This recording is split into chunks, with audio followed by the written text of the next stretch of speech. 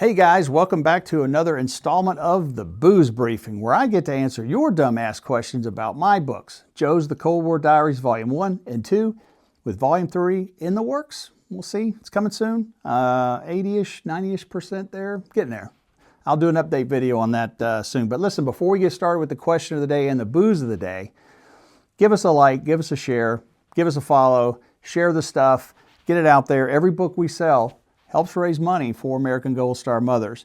And that's going to be a tie-in to the question today that we got from Charlie P., who wants to know what is the tie-in with American Gold Star mothers? What are they all about? And how did this relationship come about? So I'll talk about that here in a second. So definitely give us a share. There will be some stuff on YouTube as well. I'm going to start putting the videos on YouTube as well, to kind of expand the audience a little bit. So yeah, but just share wherever you can. Today's booze is something unique. For a lot of you, it was unique to me, and I live in Georgia. This is distilled here in Georgia, down in Americus, Georgia. This is from 13th Colony Distilleries. 13th Colony Distilleries. And of course, Georgia was the 13th colony. A little bit, let's see, we got 95 proof. We got a little bit more bite than like your typical 92, 90, 92 proof. But this is this is what they say here. It's a well-rounded, multiple, double gold, award-winning straight bourbon with hints of sweet corn cobs, leather, cherry, caramel, and tobacco. Hey, this bourbon delights the palate. Now, I don't know if I'm going to be able to taste corn cobs and leather and shit, but hey, we're going to give this thing a go, right? Kind of a cool bottle, too. I kind of like the old-style bottle here. I got the tumbler here. I just took the plastic off the lid here a second ago. Let's just give this a little pour here. And you know what I'm going to do is I'm going to, instead of taking a sip at the end and telling you, I may take a few sips along the way. But by the time I get to the end of this video, I might be a little happier than I am right now, but we'll see. Anyway, getting back to the question, we'll let the booze season that ice there for a second. What is the tying with American Gold Star Mothers? Well, let me tell you this. So if you're not familiar with AGSM, American Gold Star Mothers, they're a service organization that is basically designed to provide a place and an infrastructure to support mothers who have lost a child, son or daughter, in the service of our country. And that alone makes it a noble cause. Okay, they do an awful lot of stuff in the community, man. I mean, go look them up on Google, American Gold Star Mothers. I think it's goldstarmothers.org or maybe americangoldstarmothers.org. Anyway, look them up online. But I have a little bit of a personal tie-in to it, not in the way that in the good way, not the way that you might be thinking. That's not a club you want to be a member of, if that makes sense. Because to be a member of American Gold Star Mothers, something, pretty horrific had to happen to your family.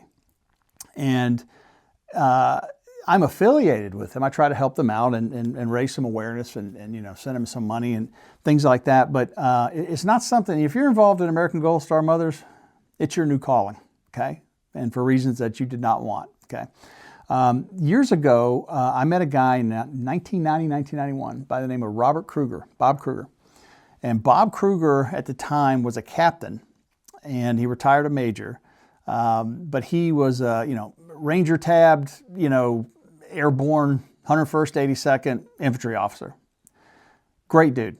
I met him. I'd been out of the Army maybe like a year and a half, maybe 2 years or something when I met him. He was still on active duty. And in fact, he had just gotten back from Panama, where he's had a great picture of him sitting at Noriega's desk with all of his guys in his, group behind him. And he's got one of Manuel Noriega's cigars and smoking. He's got his feet up on his desk. I got the chance to see that picture. I wish I had a copy of it. It's terrific. But anyway, Bob was kind of like an honorary E4, even though he was an officer. And it was the first time I'd ever really been able to pierce that veil into the world of officers, right? As a junior enlisted guy, you have your buddies that you run with, right? Your E1s, 2s, 3s, 4s, occasionally the E5 who just doesn't want to let go of that world and wants to, maybe get on the career track. And then you've got your your senior NCOs, right? Your E6s, your E7s, your staff sergeant, platoon sergeants, sergeant first class, and they're that bridge for you into that officer world for the most part, And my view of officers coming out of the Army was basically very rigid, and you had good ones and bad ones, just like you have, with anybody. But you didn't fraternize with them. You didn't really know that much about them. You didn't hang out with them. You didn't go drinking with them. There was a curtain there between those two worlds, right? Or a wall, really. It wasn't even a curtain, it was a wall.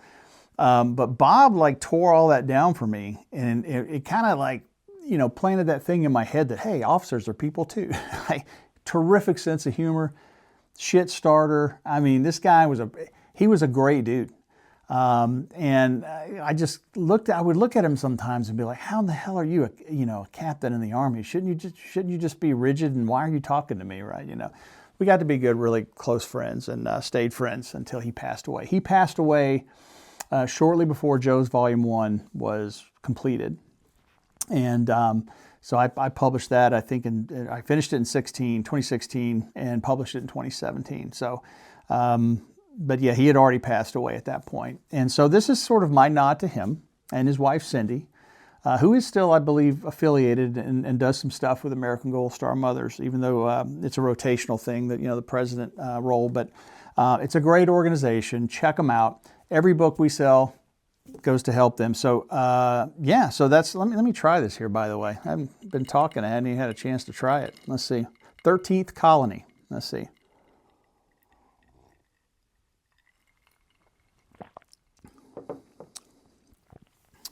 Well, this is one of these whiskeys these bourbons that, if you drink about 3 or 4 fingers of it, and then you pour yourself another one, you're going to feel differently about it than the first glass. It's got a little bit of a bite on it. Obviously, it's, what did I say? It was 92 proof, or 95 proof, sorry. It's got a little bite on it, but the cherry and look, I'm not a one of these guys with a refined palate that sits there and can tell you there's fucking lavender in it and stuff. I don't do all that, right? But it's not super smooth for me. But we tried. Hang on a second. Yeah, maybe I should cleanse my palate first, right? Of course, that'll burn everything off. So I try it again.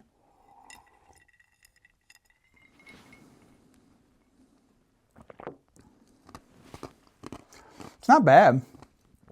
It's not bad at all. This is a moderately priced. I want to say I paid, when I group I don't buy these $200 bottles of bourbon, right? I don't. Most I'll spend is I try to get something in the realm of 35 on the low end, and maybe 60, maybe 70 if it's something that I've tried before, I kind of feel strongly about, but somewhere in that range, right? So I want to say this was like $40 or something. This is batch 2023, which could be the year it was distilled. But yeah, it's not bad. It's not bad.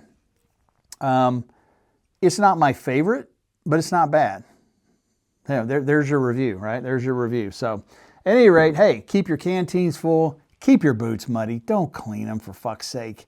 And you know what? If you're telling the story sober, it probably isn't near as funny. All right? So with that, Rock of the Marn, Rampage, and we Pierce. Dismiss!